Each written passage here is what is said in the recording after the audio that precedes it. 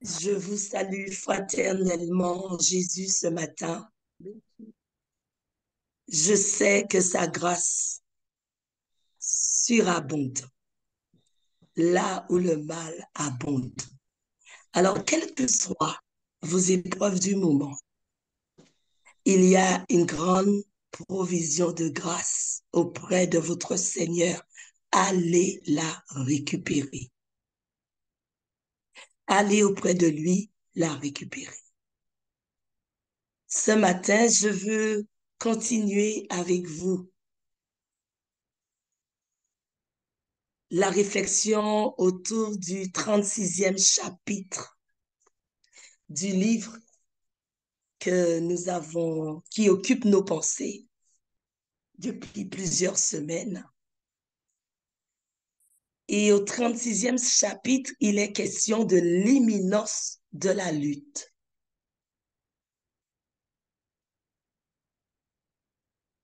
L'imminence, c'est le caractère de ce qui est imminent. C'est ce que j'ai trouvé dans le dictionnaire comme définition. Et donc, je suis allée à imminent. Et comme définition, j'ai trouvé qui est sur le point d'arriver. Qui est sur le point d'arriver. Le grand conflit final entre la vérité et l'erreur est le dernier épisode de la guerre séculaire contre la loi de Dieu. C'est ce qu'écrit Madame White dans ce 36e chapitre. Alors, j'ai relevé ce point. Je vais le lire. Le grand conflit final entre la vérité et l'erreur est le dernier épisode de la guerre séculaire contre la loi de Dieu. Cette bataille s'engage actuellement. Elle met aux prises les lois humaines et les préceptes de Jéhovah. La religion des Écritures est celle de la fable et celle de la fable et de la tradition s'entrechoquent. Elle met aux prises les lois humaines et les préceptes de Jéhovah. La religion des Écritures est celle de la fable et de la tradition. Les forces qui s'uniront contre la vérité et la justice sont maintenant activement à l'œuvre. Vous savez, ce livre a été écrit en 1888 et Dieu révélait à sa servante que déjà en 1888, l'opposition, la dernière, était déjà en action. La crise des crises est imminente. Toutes les institutions éducationnelles, économiques et politiques qui jusqu'ici ont fait l'orgueil de notre civilisation sont sur le point de s'effondrer. Les justes doivent se préparer à quitter cette planète, mes amis. Nous devons nous préparer à quitter cette planète. Avons-nous pris le temps, guidés par l'esprit, de bien vérifier tous les systèmes? Le compte à rebours a commencé. Le dispositif qui déclenche la destruction de la Terre a déjà été amorcé. Les dernières secondes s'écoulent rapidement. L'explosion approche. La prophétie biblique a annoncé longtemps d'avance la naissance, l'essor et le triomphe ultime de l'Église du reste. Et je veux insister là-dessus.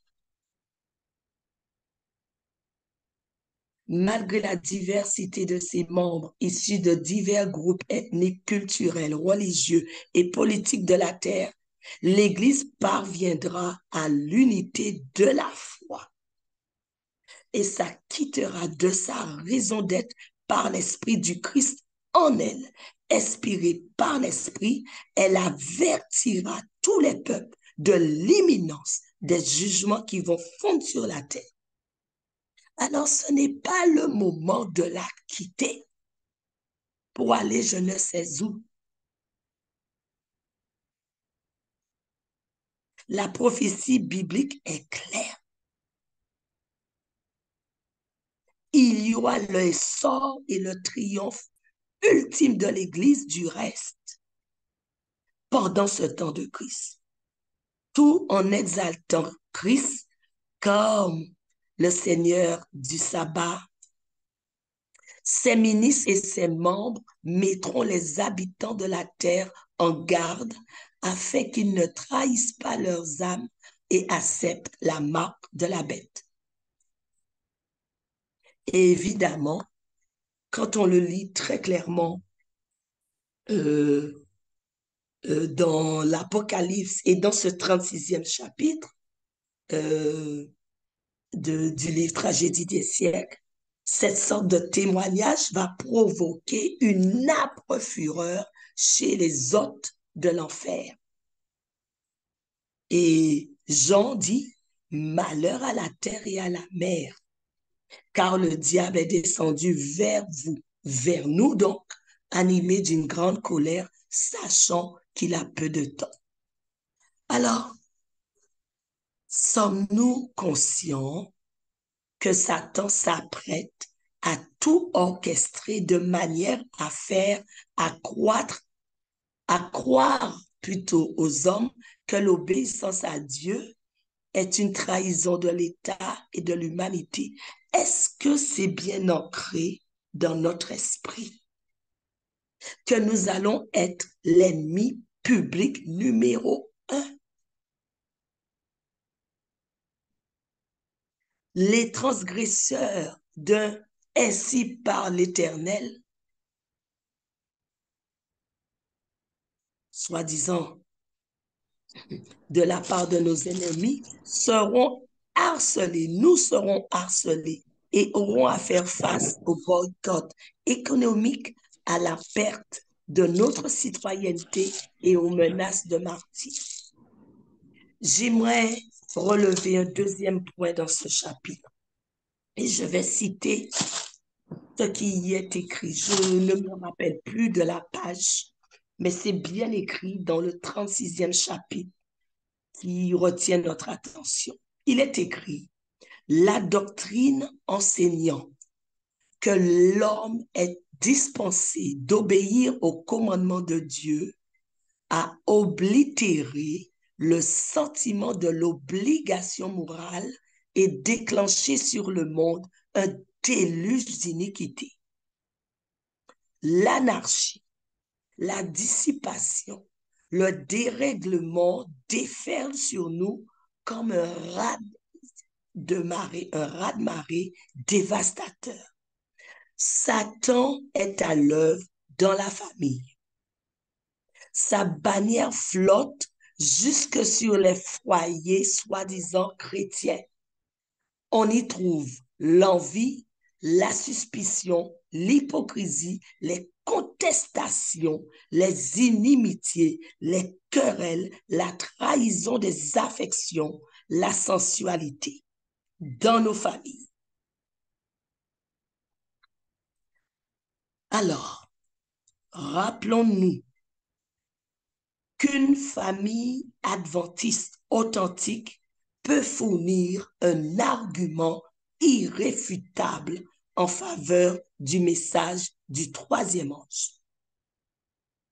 Et aujourd'hui, les responsables de famille devraient faire de leur mieux pour que leur foyer soit conforme au plan divin.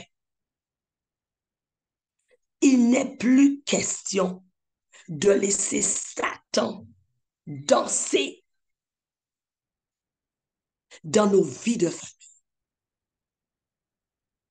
À cet égard, nous trouvons des conseils dans le livre Le foyer chrétien, Child Guidance et Message à la jeunesse, et bien sûr dans la parole de Dieu. Que l'appel au réveil et à la réforme commence dans nos foyers. Oui, d'abord dans nos foyers. L'imminence de cette crise, de la lutte, se réalise aussi dans nos familles. Il n'est plus question de laisser les portes ouvertes, que tous les interdits soient trouvés, confessés et abandonnés. L'Esprit de Dieu est là avec nous pour faire cette œuvre de réveil et de réforme. Nous sommes confrontés à une opposition féroce et implacable. La puissance des ténèbres représentée par la synagogue de Satan a déjà entrepris une œuvre de propagande. Et les chrétiens que nous sommes doivent toujours être sur leur garde, car quand leur vie spirituelle n'est pas constamment alimentée par l'Esprit de Dieu, Satan leur communique son esprit. Il ne cesse de s'opposer à la loi de Dieu, dont il nie l'autorité. Toute œuvre mauvaise, mes amis, trouve son origine en lui et prospère grâce à lui. Mais notre Père, il y a toujours l'évangile, la bonne nouvelle. Dieu offre à tous ceux qui veulent suivre la voie de leur conscience un pouvoir illimité qui les rend capables d'obéir. Celui qui a reçu le Saint-Esprit possède de grandes capacités de cœur et d'intelligence, avec une force de volonté et une persévérance à toute épreuve pour affronter la grande crise. Croyons-le. Ayons du courage. Christ a déjà vaincu. Amen. Je vais demander à l'un d'entre vous, un volontaire, suite eu égard à ce que nous venons de partager, de bien vouloir faire une prière à notre Dieu. Un volontaire.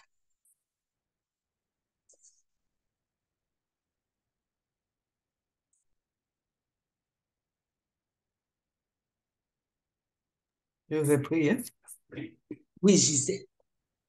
Éternel, notre Père, notre Dieu, à l'aube de ce jour, tu nous as parlé, tu nous as mis en garde à travers la bouche de ta servante.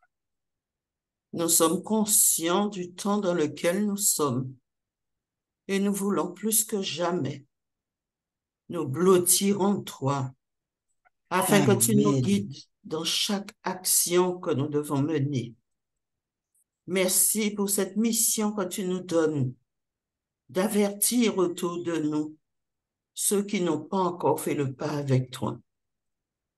Aide-nous, Père, à rester attachés à toi tout au long de notre vie, afin que nous puissions produire les actions que toi-même tu vas nous donner et permet que nous puissions toujours rester dans tes bras d'amour, Oui. afin de ne pas nous laisser tenter à tout vent, mais surtout que nous puissions rester, que tu nous instruises toi-même, que tu nous conduises toi-même en ces temps de la fin, jusqu'à ce que tu viennes nous chercher pour nous emmener avec toi. Nous savons que les temps sont difficiles. Nous avons des êtres chers que nous perdons, qui Oui. s'éloignent de nous, qui s'éloignent de toi. Mais nous avons cette assurance que si nous continuons à te faire confiance, si nous continuons à prier les uns pour les autres, tu permettras, Père, que nous puissions revenir à toi. Amen. Merci de ce temps de grâce que tu nous offres et permets que jour après jour, nous puissions prendre conscience du temps dans lequel nous sommes afin de te chercher et de vivre éternellement avec toi. Ce sont ces grâces que je te réclame pour tout ton peuple qui est sur cette plateforme et pour chaque membre qui compose les familles que nous représentons, pour la gloire de ton Seigneur. Amen. Il en soit Amen. ainsi. Amen. Amen. Que Dieu nous bénisse. Que Dieu nous bénisse.